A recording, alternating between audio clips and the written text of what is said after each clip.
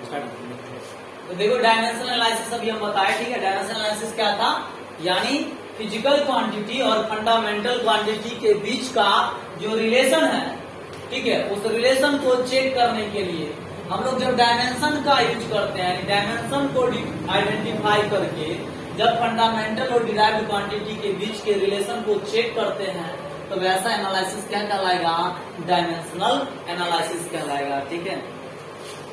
कहता है these dimension are, ये डायमेंशन जो होते हैं ये न्यूमेरिकल मल्टीपुल, ठीक है, और जो कांस्टेंट होते हैं उससे इंडिपेंडेंट होते हैं, ठीक है।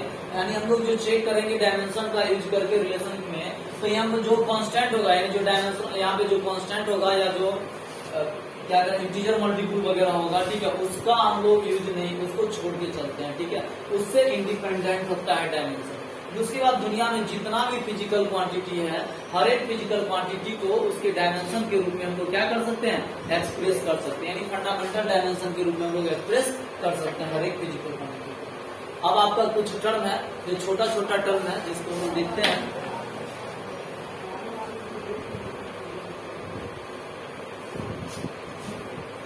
एक टर्म है आपका डायमेंशनल कांस्टेंट।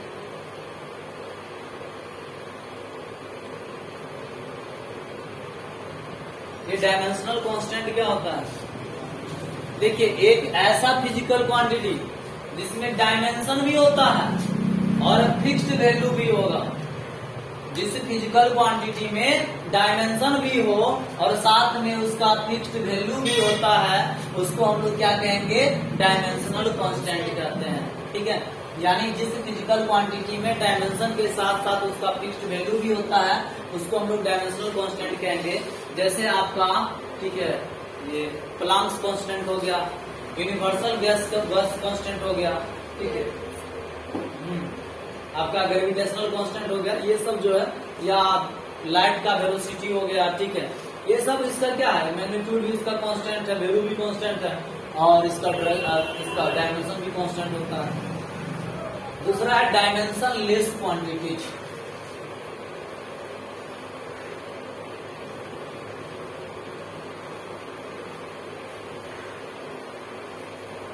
देखिए डायमेंशन लेस क्वांटिटीज क्या होते हैं, ठीक है। देखिए डायमेंशन लेस, लेस मतलब क्या, नहीं होना, मतलब डायमेंशन तो नहीं होगा लेकिन फिक्स्ड वैल्यू जरूर होगा, उसको हम लोग क्या कहेंगे, डायमेंशन लेस क्वांटिटी, ठीक है। जिसका डायमेंशन नहीं होता है, जिस फिजिकल क्वांटिटी में डायमेंशन नहीं हो लेकिन उसका फिक्स्ड वैल्यू जरूर हो, उसको हम लोग डायमेंशनल क्वांटिटीज कहते हैं। डायमेंशनल क्वांटिटीज दो तरह से आता है, ठीक है। एक आता है आपका unit less dimensional without dimension less quantity without unit, और एक होता है विथ यूनिट, जिसका यूनिट हो, और एक होता है जिसका यूनिट नहीं हो, ठीक है। तो आपका पहला दिया है, ठीक है, तो dimension less quantity with unit, यानी एक ऐसा डायमेंशन लेस क्वांटिटी जिसका यूनिट जो है होगा, मतलब डायमेंशन नहीं होगा, फिक्स्ड वैल्यू होगा और उसका यूनिट भी होगा। जैसे देखिए आप एंगुलर वेलोसिटी, एंगुलर वेलोसिटी यानी थीटा, जिसका यूनिट होता है ना रेडियन, लेकिन थीटा का कोई डायमेंशन नहीं होता, ठीक है। दूसरा जैसे आपका आ गया, ठीक है, अब विदाउट यूनिट, जिसका यूनिट भी नहीं हो, जितना भी आपका प्योर नंबर है, ठीक है, आपका कोई ट्रिग्नोमेट्रिक फंक्शन हो गया, एक्सपोनेंशियल फंक्शन है, ठीक है, जैसे साइन थीटा, इसका कोई यूनिट होगा, कोई यूनिट नहीं होगा, ये यूनिट लेस भी है, या विदाउट यूनिट कह सकते हैं। डायमेंशन लेस क्वांटिटी जरूर है, लेकिन डायमेंशन लेस क्वांटिटी में भी विदाउट यूनिट है। ये भी डायमेंशन लेस क्वांटिटी था, एंगुलर डिस्प्लेसमेंट, लेकिन ये आपका क्या था, विथ यूनिट था, इसका यूनिट एग्जिस्ट कर रहा है, ठीक है। थीटा का कोई डायमेंशन नहीं होता है, साइन थीटा का भी कोई डायमेंशन नहीं होता, एंगुलर डिस्प्लेसमेंट का कोई डायमेंशन नहीं होता, एंगुलर एक्सेलरेशन का भी कोई डायमेंशन नहीं होता है, एंगुलर वेलोसिटी का भी कोई डायमेंशन नहीं होता है, angular velocity omega, angular acceleration alpha, इस सब का क्या है, कोई डायमेंशन नहीं होता लेकिन यूनिट होता है, तो with unit dimension less quantities. लेकिन आपका साइन थीटा हो गया, कोई आपका पाई हो गया, ई हो गया, कोई नंबर हो गया, इस सब का क्या है, नो ही यूनिट भी नहीं है, फिक्स्ड वैल्यू जरूर है, ना डायमेंशन है, नो ही इसका यूनिट है।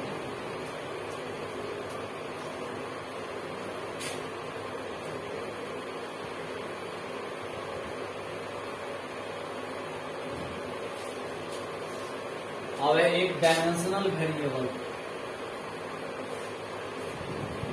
डायमेंशनल वेरिएबल मतलब डायमेंशन तो होगा भाई, ऐसा फिजिकल क्वांटिटी जिसमें डायमेंशन तो होगा लेकिन फिक्स्ड वैल्यू नहीं होगा, उसको हम लोग क्या कहेंगे, डायमेंशनल वेरिएबल कहेंगे। डायमेंशन होगा लेकिन फिक्स्ड वैल्यू नहीं होगा। The physical quantities which having dimension but not having fixed value is called dimensional variable. जैसे आपका देख लीजिए वेलोसिटी हो गया, डायमेंशन तो इसका है ना वेलोसिटी का भाई, लेंथ है, लेंथ का क्या है, डायमेंशन है, लेकिन इसका फिक्स्ड वैल्यू तो नहीं है, लेंथ कितना होगा, अलग अलग लेंथ होगा भाई, ठीक है। तो जिसका डायमेंशन हो लेकिन फिक्स्ड वैल्यू नहीं हो वो डायमेंशनल वेरिएबल कहलाता है। एक है आपका dimensionless variable, dimensionless variable भाई, नो ही डायमेंशन होगा और नो ही इसका फिक्स्ड वैल्यू होगा। द फिजिकल क्वांटिटी जो which having not dimension and fixed value, नो ही डायमेंशन हो और नो ही उसका फिक्स्ड वैल्यू हो, उसको हम लोग कहेंगे डायमेंशन लेस वेरिएबल। जैसे आपका पॉइजन रेशियो हो गया, रिफ्रैक्टिव इंडेक्स का वैल्यू हो गया, ठीक है। तो ये सब जो है क्वांटिटीज, ठीक है, इसका कोएफिशिएंट ऑफ फ्रिक्शन हो गया, इस सब का न ही कोई डायमेंशन होता है और न ही कोई वेरिएबल होता है, वैल्यू होता है फिक्स। अब जो है आपका मैं एक question, limitation of dimensional analysis. Dimensional analysis का क्या लिमिट है, तो कल हम पढ़ाए थे।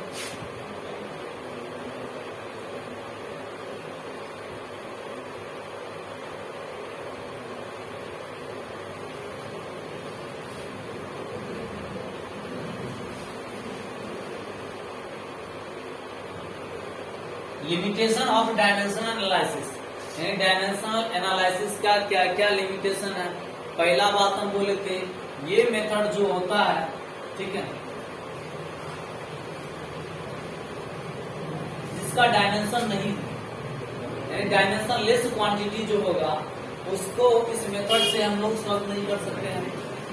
क्या वही लिखा है, dimension less quantities can not be, जो डायमेंशन क्या हुआ क्या, अच्छा बता देंगे। देखिए पहला इसका लिमिटेशन ये है, जो कोई भी डायमेंशन लेस क्वांटिटी जो होगा, जो भी आपका डायमेंशन लेस क्वांटिटी होगा उसका हम लोग डायमेंशनल एनालिसिस नहीं कर सकते हैं भाई। डायमेंशनल एनालिसिस तभी न करेंगे जब उसका डायमेंशन हो, लेकिन जिस फिजिकल क्वांटिटी का डायमेंशन ही नहीं होगा उसका डायमेंशनल एनालिसिस आप करेंगे। मतलब जिस फिजिकल क्वांटिटी का डायमेंशन नहीं होगा, यानी डायमेंशन लेस फिजिकल क्वांटिटी का इस मेथड से एनालिसिस नहीं कर सकते हैं। दूसरी बात, ठीक है, ये मेथड जो है वो डायमेंशन लेस में क्या आ जाएगा, ट्रिग्नोमेट्रिक, एक्सपोनेंशियल, लॉगरिथमिक। तो ट्रिग्नोमेट्रिक फंक्शन, लॉगरिथमिक फंक्शन और एक्सपोनेंशियल फंक्शन के लिए डायमेंशनल एनालिसिस यूज नहीं किया जा सकता, ठीक है। तीसरा बात, देखिए जब कोई फिजिकल क्वांटिटी 3 से अधिक क्वांटिटी पे डिपेंड करता है, ऐसा फिजिकल क्वांटिटी जो 3 फंडामेंटल क्वांटिटी से ज्यादा पे डिपेंड करता है, जो फिजिकल क्वांटिटी 3 से अधिक क्वांटिटी पे डिपेंड करता है, वहां पे भी डायमेंशनल एनालिसिस फेल हो जाता है, वहां पे भी ये सक्सेस नहीं है। ये मेनली 3 के लिए लेंथ, मास, टाइम के लिए मेनली होता है, ठीक है। लेकिन 3 से ज्यादा फिजिकल क्वांटिटी पे यदि कोई क्वांटिटी है, फिजिकल क्वांटिटी वो 3 से अधिक फंडामेंटल क्वांटिटी पे डिपेंड कर रहा है, तो वहां पे डायमेंशन एनालिसिस फेल हो जाता है। एक और बात, यदि किसी इक्वेशन के एक तरफ, ठीक है, एडिशन या सब्सट्रैक्शन हो, तो वहां पे भी डायमेंशन एनालिसिस जो है वो फेल हो जाता है। ठीक है, डायमेंशन एनालिसिस वहां पर भी फेल हो जाएगा जहां पे किसी इक्वेशन के एक साइड एडिशन या सब्ट्रैक्शन हो, मल्टीप्लिकेशन हो या डिवीजन हो तो कोई दिक्कत नहीं है। ठीक है, क्योंकि मल्टीप्लिकेशन या डिवीजन में क्या होगा, बेस सेम होगा तो पावर ऐड या सब्ट्रैक्ट हो जाएगा, लेकिन एडिशन या सब्ट्रैक्शन होगा तो वहां पे कुछ भी पॉसिबल नहीं है, इसलिए उसका डायमेंशनल एनालिसिस करना पॉसिबल नहीं है। नेक्स्ट का it also fail when constant, देखो कोई कुछ ऐसा भी प्रोपोर्शनल कांस्टेंट होते हैं, ऐसा भी प्रोपोर्शनलिटी कांस्टेंट होते हैं जो डायमेंशन को खोज करते हैं, जिनमें डायमेंशन होता है, यानी जिस प्रोपोर्शनल क्वांटिटी में डायमेंशन होता है वहां पर भी डायमेंशनल एनालिसिस जो है वो आपका फेल हो जाता है। एक आपका काफी दे दिया, एक और आपका टर्म था जो प्रिंसिपल ऑफ होमोजेनिटी।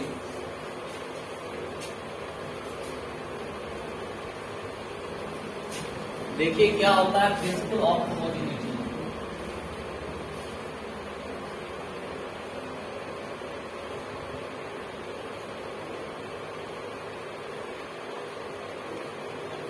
देखिए प्रिंसिपल ऑफ होमोजेनिटी का सिंपल सिद्धांत है। ठीक है, कहता है, ये कहता है प्रिंसिपल ऑफ होमोजेनिटी कि किसी भी इक्वेशन में, कोई भी डायमेंशनल इक्वेशन है या सीधा कह सकते हैं किसी भी इक्वेशन में, इक्वेशन के प्रत्येक टर्म का डायमेंशन सेम होता है, यानी dimensional principle of homogeneity states that, ठीक है, dimension of each term in any equation would be same, यानी किसी भी इक्वेशन में प्रत्येक टर्म का डायमेंशन क्या होगा, सेम होगा।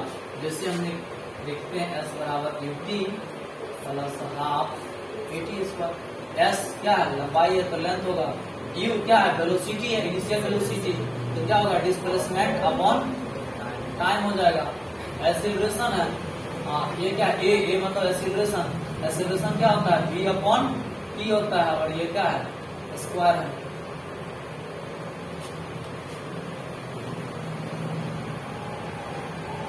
यहाँ पे ut है ना, tv को साथ में देना पड़ेगा, तो ये t से t कट जाएगा तो सीधा s बचेगा ना।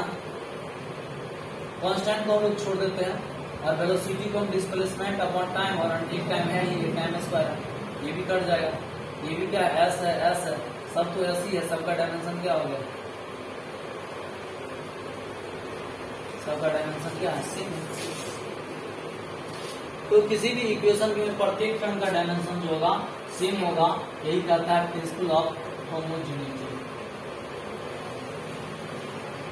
इससे इजी लैंग्वेज मिलना मुश्किल हो जाएगा। एक और आपका क्वेश्चन है इसमें, लास्ट है, सबसे शायद होगा, checking of dimensional equation is correct और नॉट, यानी checking of dimensional equation is correct और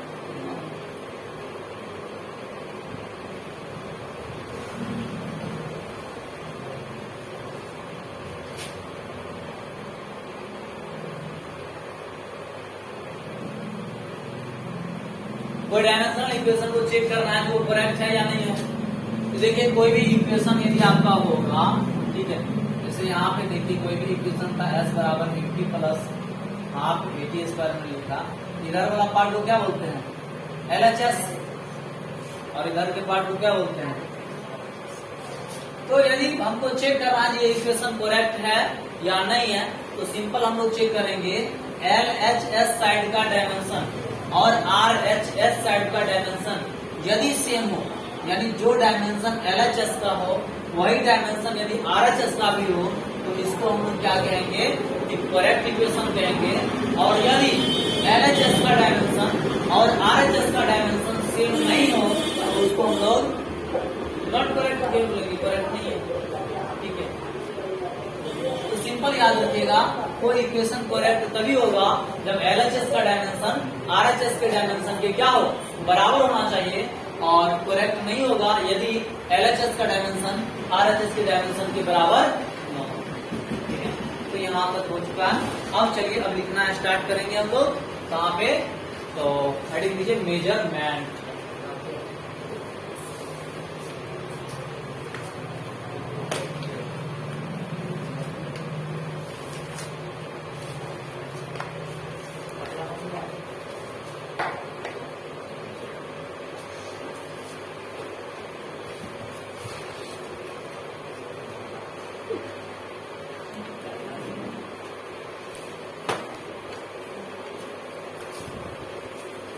तो हम लोग यहाँ पे ठीक है, आप लोग पेयर अभी से बनाते चलिए, ठीक है।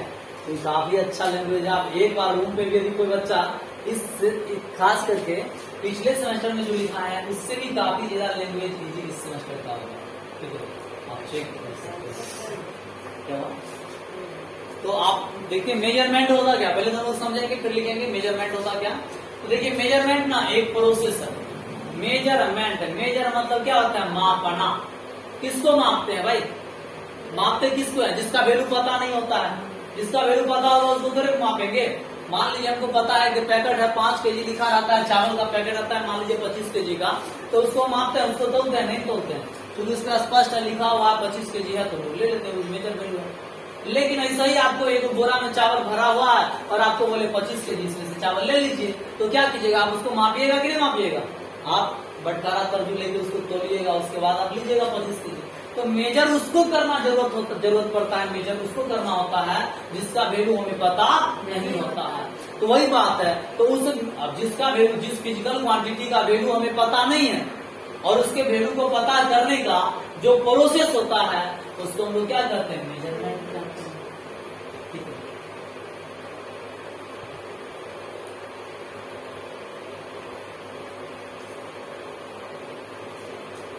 तो पूछे कोई मेजरमेंट क्या होता है, तो हम लोग कह सकते हैं ना, जो द प्रोसेस यानी एक ऐसा प्रोसेस जिसमें हम लोग किसी फिजिकल क्वांटिटी के अननोन वैल्यू को पता करते हैं, डिटरमाइन करते हैं, उसको हम लोग क्या कहेंगे, मेजरमेंट। या इसका इंग्लिश में डिफिनेशन दे सकते हैं, द प्रोसेस इन व्हिच, ठीक है, we determine the unknown value of a physical quantity is called measurement. या इसका सिंपल एक लाइन का डिफिनेशन दे सकते हैं, मेजरिंग प्रोसेस, ठीक है, measuring process of unknown value of a physical quantity, measuring process of unknown value of a physical quantity is called measurement. ये भी लिख सकते हैं शॉर्ट में, measuring process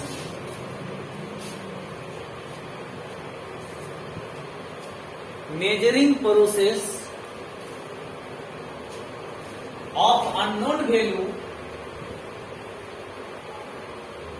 measuring process of unknown value of a physical quantity, measuring process of unknown value of a physical quantity is called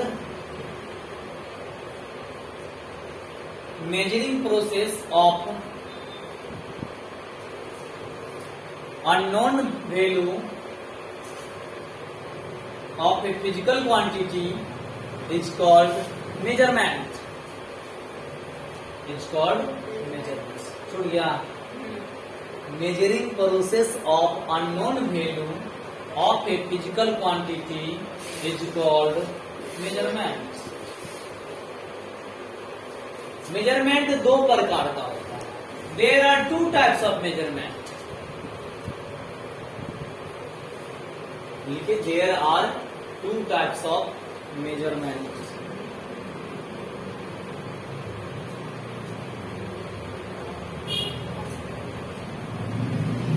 There are two types of measurement. ठीक है, पहला direct measurement और दूसरा indirect measurement.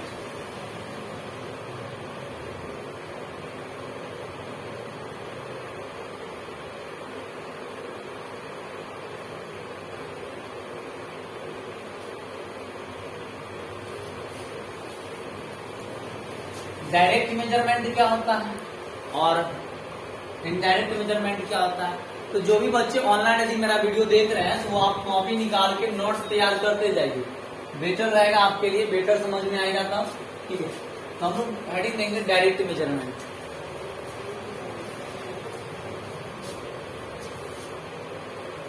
Direct measurement क्या होता है. देखिए direct मतलब क्या होता है, सीधा.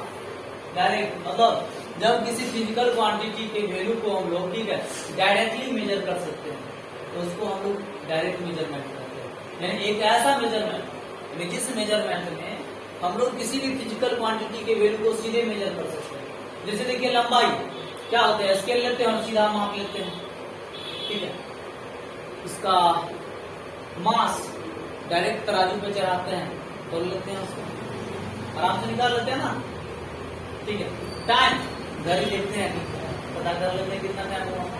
मतलब जब हम डायरेक्ट मेजर कर रहे हैं वो क्या कहलाएगा, यानी सीधा मेजर, डायरेक्ट मेजर कर रहे हैं तो वो डायरेक्ट मेजरमेंट कहलाएगा। यानी एक ऐसा मेजरमेंट जिसमें किसी भी फिजिकल क्वांटिटी के वैल्यू को हम लोग डायरेक्टली मेजर कर सकते हैं, वो डायरेक्ट मेजरमेंट कहलाएगा। तो लिखिएगा the measurement in which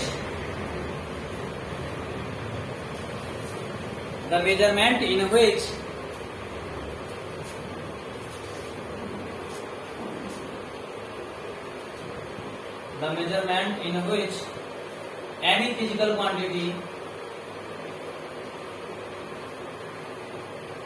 the measurement in which any physical quantity can be measured directly, any physical quantity in which the क्या लिखा है, the measurement in which any physical quantity can be measured directly is called direct measurement, is called direct measurement.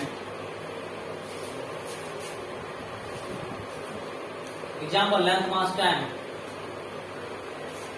Length, mass, time, current, voltage. Length, mass, time, current, voltage.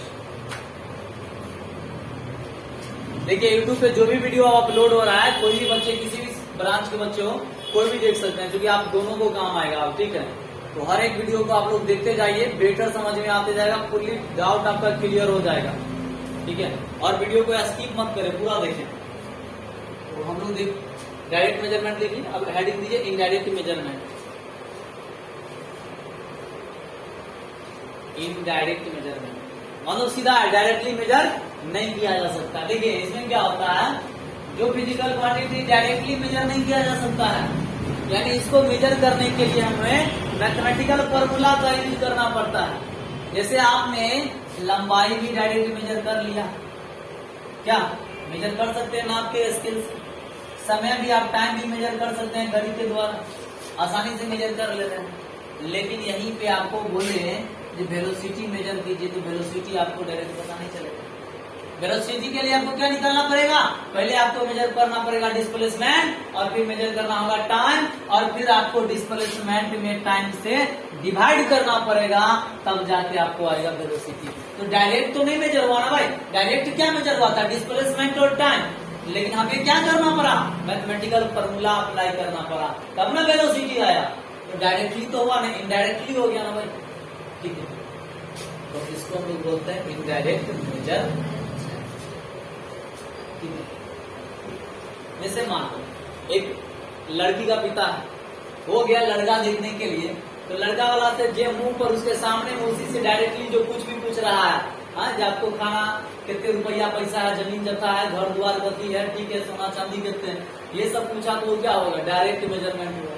वही में ओकरा से नहीं पूछो, अगर बगलिया वाली जो होगी पड़ोसन, ओकरा से भी पूछने जाए और ओकरा से पूछे तो क्या होगा, पूछ तो रहा है ओकरे बारे में, लेकिन पूछ रहा है दूसरे से, तो वो इनडायरेक्ट मेजरमेंट हो गया ना भाई। मेजर तो अभी भी उसी को कर रहा है भाई, पूछ तो लड़के के बारे में रहा है, लेकिन लड़का से डायरेक्ट नहीं पूछ रहा है भाई। अगर चचा चाची अगल बगल अड़ीक फरीक से पूछ रहा है, तो वो क्या कहलाएगा, इनडायरेक्ट मेजरमेंट, ठीक है। तो लिखिए इनडायरेक्ट मेजरमेंट का definition, the measurement in which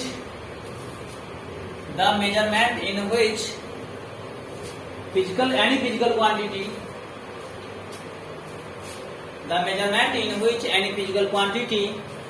cannot be measured directly, the measurement in which any physical quantity cannot be measured directly, any physical quantity in which, sorry क्या लिखा है, the measurement in which any physical quantity cannot be measured directly is called indirect measurement। जिस बच्चे को लग रहा होगा जो कितना उसको टीचर सब भरमाते हैं, जो सर अकेले कैसे ऑल पेपर पढ़ाते हैं, तो बेटा आप मेरा वीडियो देख लें और ऑल पेपर में आप पूरा देखें और आप उसके बाद कमेंट कीजिएगा तो क्या आप मेरे पढ़ाने से सेटिस्फाइड है या इस पेपर या नहीं है, उसके बाद बोलिएगा। मैं आपको कोई झूठ नहीं बोलूंगा, ठीक है। तो मैं ये कर रहा हूँ, वो कर रहा हूँ।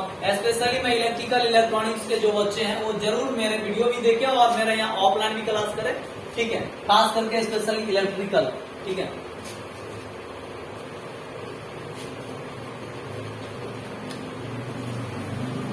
लिखेगा इन this method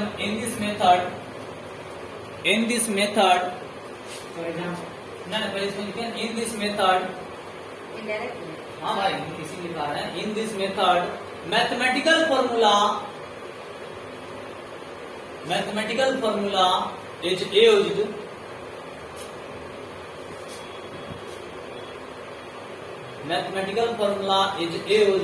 to measure the value of physical quantities, to measure the value of physical quantities, ठीक है। तो आपका ये मतलब क्या मेजरमेंट हो गया डायरेक्ट। अब लिखिए एक हेडिंग दीजिए लिस्ट काउंट, LEAST, हाँ लिस्ट काउंट।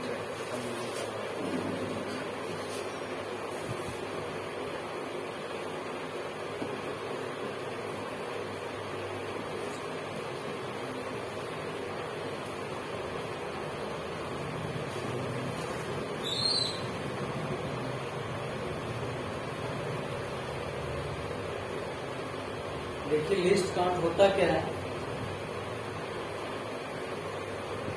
वह छोटा से छोटा वैल्यू, वह छोटा से छोटा और एक्यूरेट वैल्यू जो मेजर किया जा सकता है किसी इंस्ट्रूमेंट के द्वारा, उसको हम लोग क्या कहते हैं लिस्ट काउंट, ठीक है।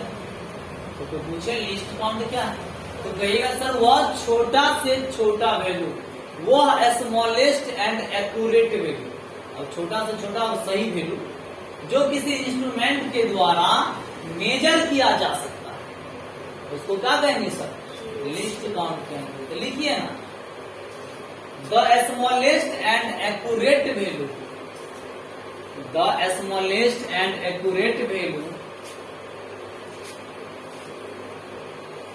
The smallest and accurate value that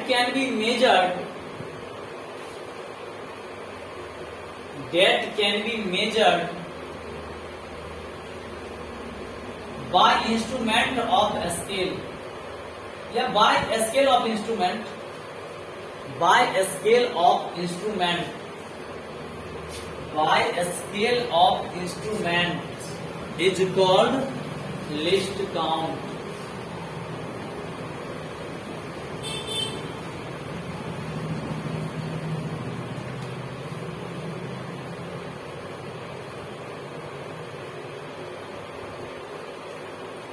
इसके बाद आपका मैथ हेडिंग है, हेडिंग दीजिए सिग्निफिकेंट फिगर और सिग्निफिकेंट डिजिट।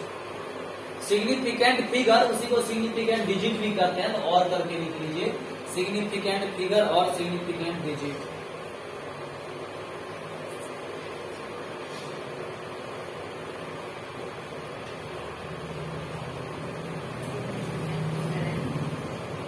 सिग्निफिकेंट डिजिट, और करके है सिग्निफिकेंट फिगर कहिए,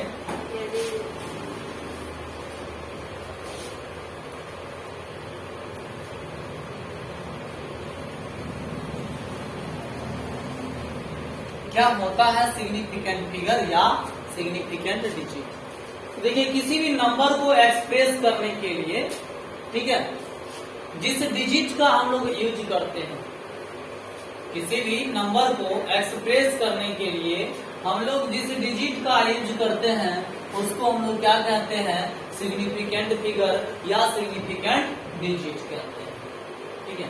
जैसे हमें लिखना है 405, तो डिजिट क्यों यूज करते हैं 405, ये डिजिट यूज करते हैं कि नहीं करते हैं, तो ये डिजिट क्या कहलाएगा सिग्निफिकेंट डिजिट या सिग्निफिकेंट फिगर कहलाएगा। कोई डाउट? तो लिखिए the digit which are used, the digit which are used to express any number the digits which are used to express any number is called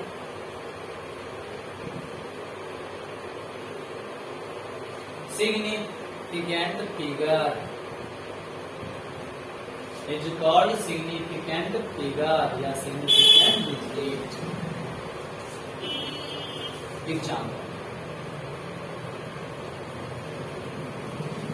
यहाँ पे तीनों सिग्निफिकेंट डिजिट है।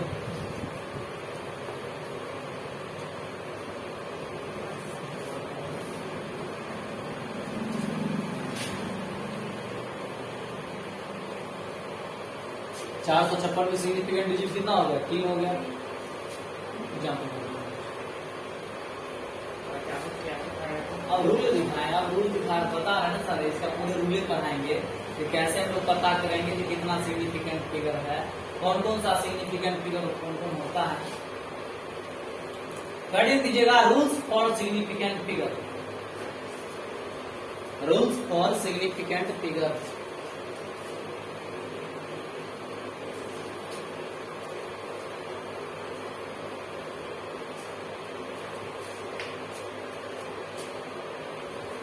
देखिए पहला रूल इसका कहता है जितना भी नॉन जीरो डिजिट होगा सब सिग्निफिकेंट फिगर कहलाएगा। तो लिखिए all non zero digits are called significant figure या all non zero digits are significant figure.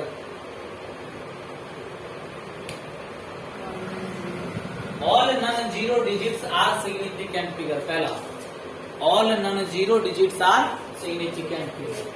देखिए 456 में तीनों सिग्निफिकेंट फिगर है, 2853 में 4 सिग्निफिकेंट फिगर है, 5 सिग्निफिकेंट फिगर है, 2 सिग्निफिकेंट फिगर है, 1 सिग्निफिकेंट फिगर। नोट कर सकते एग्जाम्पल में सर। तो याद रखिए जो भी नॉन जीरो डिजिट होगा सबका सब क्या होगा? आपका सिग्निफिकेंट फिगर होगा। अरे आगे बता रहे हैं ना, अभी पेशेंस तो रखो, अभी देख क्या रूल आया है। 6 रूल लिखाएंगे सारा क्लियर हो जाएगा।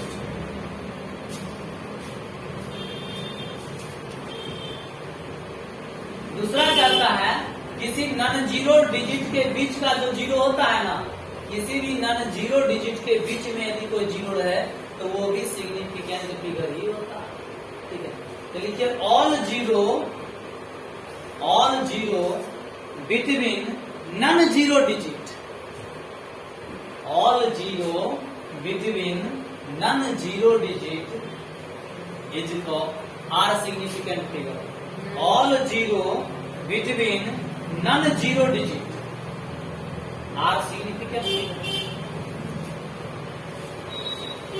All zero between non zero digit are significant figure. यहाँ भी 3 सिग्निफिकेंट फिगर है, 5 सिग्निफिकेंट फिगर है। ना जीरो के बीच में होना चाहिए, लास्ट में नहीं बोले ना सर। ना कोई भी नॉन जीरो के बीच में कहीं पर होना चाहिए, कहीं पर भी रहेगा नॉन जीरो के बीच में तो सब क्या होगा? Significant figure. बस शुरू लास्ट नहीं बोले, नॉन जीरो के बीच में। एग्जाम्पल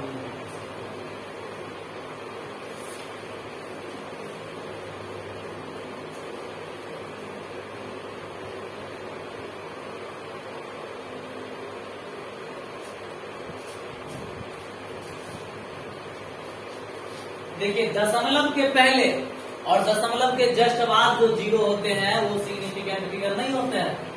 ठीक है, दशमलव के जस्ट पहले और इसके जस्ट बाद का, ठीक है, जो जीरो होगा वो सिग्निफिकेंट फिगर आपका नहीं कहलाएगा।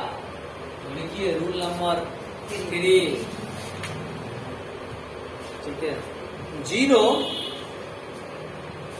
just before and after decimal, zero just before and after decimal,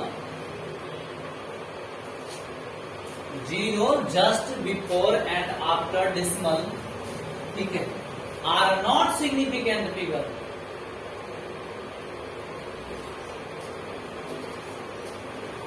देखिए एग्जाम्पल में यहाँ पे आपको लिखे 0.02, इसमें सिग्निफिकेंट फिगर कितना है? एक ही है, क्योंकि ये 0 नहीं माना जाएगा। अभी भी सिग्निफिकेंट फिगर एक ही है।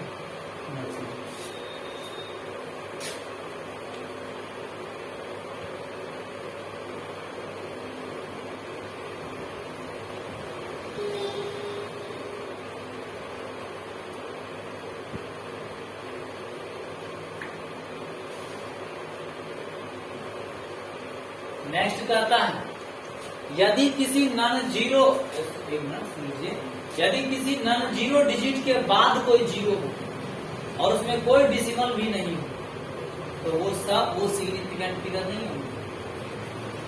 हम बोले थे ना जो नॉन जीरो के बीच में जीरो होगा तो वो सिग्निफिकेंट फिगर है, लेकिन नॉन जीरो के लास्ट में यदि जीरो होगा तो वो सिग्निफिकेंट फिगर नहीं होगा, यदि वो कोई डेसिमल इंक्लूड नहीं कर रहा, उसमें यदि डेसिमल नहीं। ठीक है, तो लिखिए जैसे 500 लिखेंगे, मान लीजिए 500 कितना? एक ही होगा। 60 एक ही होगा। ठीक है, 1600 दो है सिग्निफिकेंट, मतलब लास्ट में जीरो होगा तो सिग्निफिकेंट फिगर नहीं होगा। तो लिखिए all zero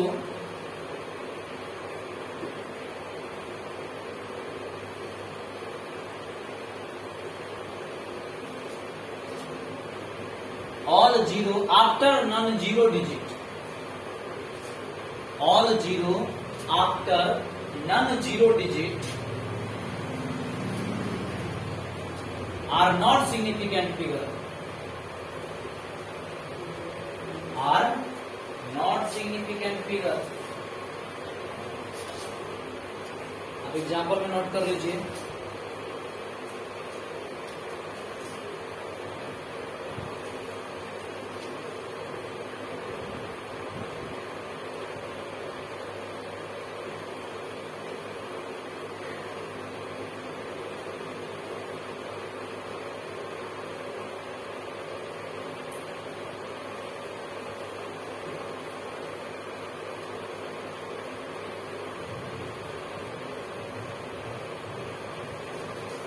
next rule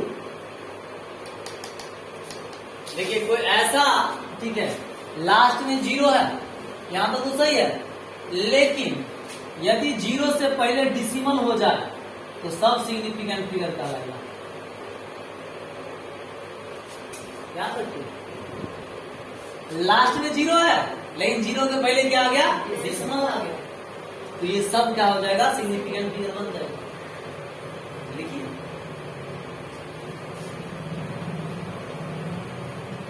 all zero after non-zero digit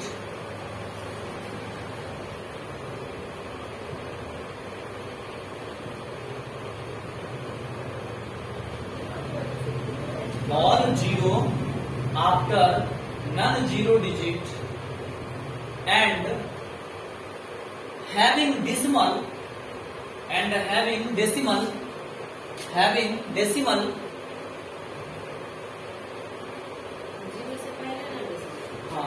just and having decimal just before all zero, घुमा दिए इसी को, and having decimal just before all zero, then all zero are significant figure, then all zero are significant figure। Note कर सकते हैं example, ये question है ये सब। क्या हुआ? थ्योरी पूरा देगा क्या? रूल जिसको याद है, रूल में है, जितना रूल याद है 5.05 आएगा। 5.05 तो भी सब होगा भाई, तीनों हो जाएगा। हाँ, एक रूल पता दशमलव के बाद तो जीरो जीरो होना चाहिए। जैसे 5 जैसे 50.05 होता तो अब 2 ही होता। एक और लिखिए सर जैसे आप 50.05 आएगा तो 50.05 होगा आपके हिसाब से कम नहीं कहना ना होगा उसमें दशमलव का इसमें दशमलव लगा ऐसे नहीं कर देती 0.0 है तो क्या जीरो जस्ट बिफोर और आफ्टर डेसिमल यूज क्या लिखे हैं 3 number Zero just before and after decimal and decimal.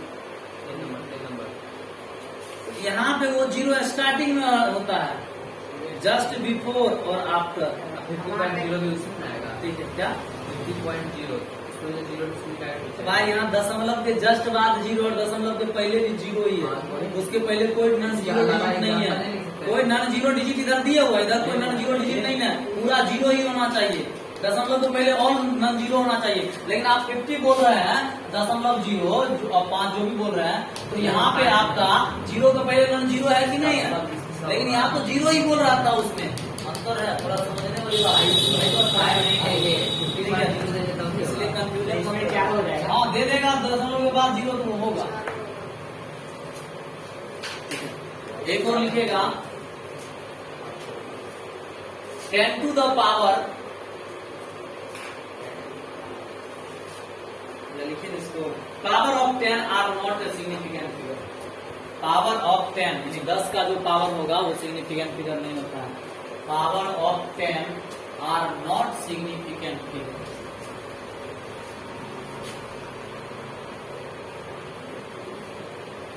जैसे 2 गुने 10 का पावर स्क्वायर इसमें सिग्निफिकेंट फिगर ओनली एक ही होगा एक ही होगा सिर्फ 2 जो है जैसे इसका सिग्निफिकेंट फिगर 10 का पावर कुछ भी हो उसका सिग्निफिकेंट फिगर नहीं होगा याद रखिएगा इस ऑब्जेक्टिव में आपको पूछेगा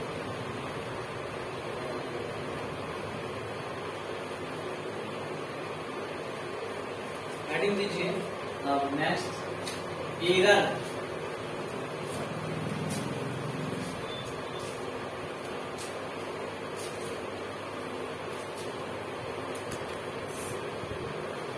अलग अलग फैक्ट का आपने कोई कर दिया क्या हुआ जिसमें आपका पहला एरर का डिफिनेशन क्या होता है देखिए मेजर्ड वैल्यू और ट्रू वैल्यू का जो डिफरेंस होता है ना उसको हम एरर कहते हैं ठीक है तो लिखिएगा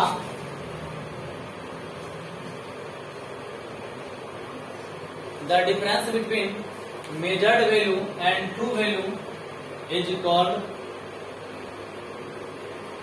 error the difference between measured value and true value is called error.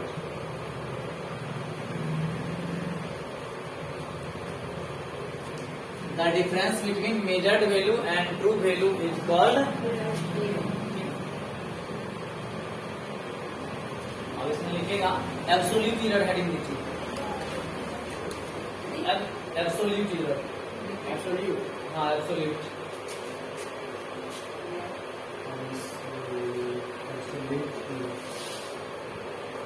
ये भी सेम एरर का डिफिनेशन है एब्सोल्यूट एरर का डिफिनेशन बनता है ठीक है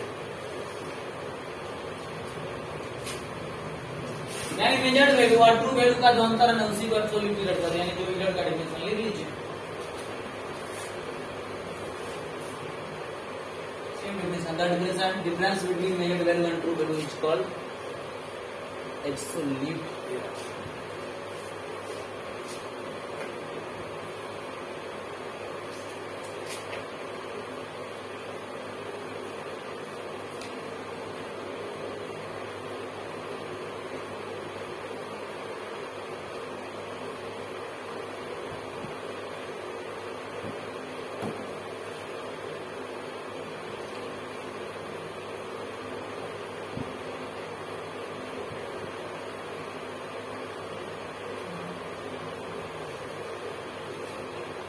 देखिएगा मीन एब्सोल्यूट एरर में क्या absolute error it is denoted by del x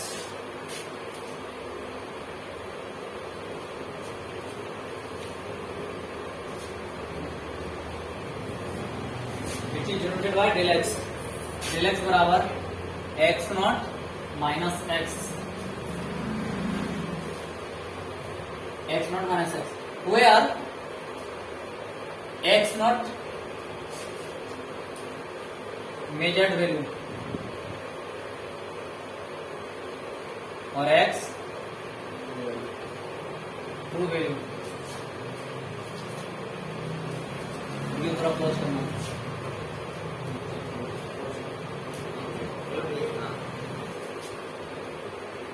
चलिए अब लीजिए मीन एब्सोल्यूट एरर। ये हाँ MEAN मीन एब्सोल्यूट एरर।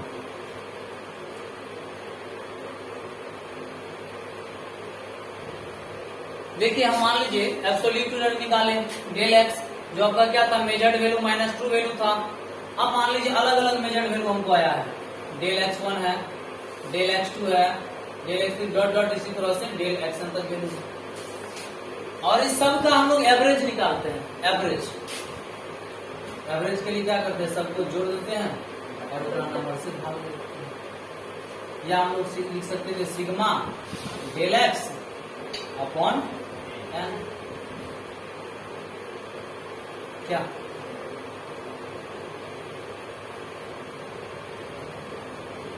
यहाँ पे एक्स आई लिख देते हैं, आई बराबर 1 से लेके इंफिनिटी तक दे देते हैं, या 1 से लेके n तक दे देते हैं, 1 से n तक। तो सीधा कौन जितना एब्सोल्यूट एरर है उसका एवरेज निकाल दो, औसत निकाल दो, वो आपका क्या कहलाएगा, मीन वैल्यू कहलाएगा।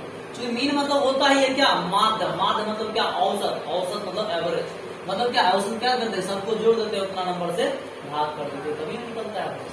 तो सिंपल लिखिए इसका definition, the average value of absolute error, the average value of absolute error, the average value of absolute error is called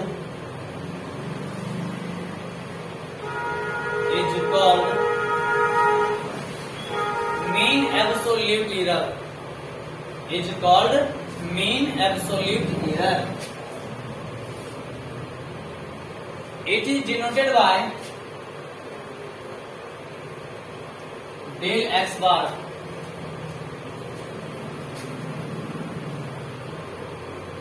del x bar. Del x देखो उस पर लगी लिख दीजिए एक्स के ऊपर, डेल एक्स बराबर लिख लीजिए फॉर्मूला। ये भी लिख सकते हैं या ये भी लिख सकते हैं, कोई भी लिख सकते हैं आप, माने तो दोनों लिख लीजिए आपकी इच्छा।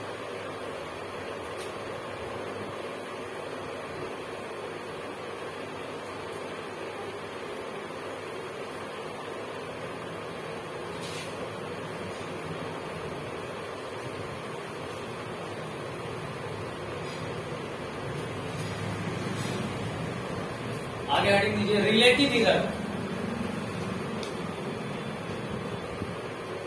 Relative error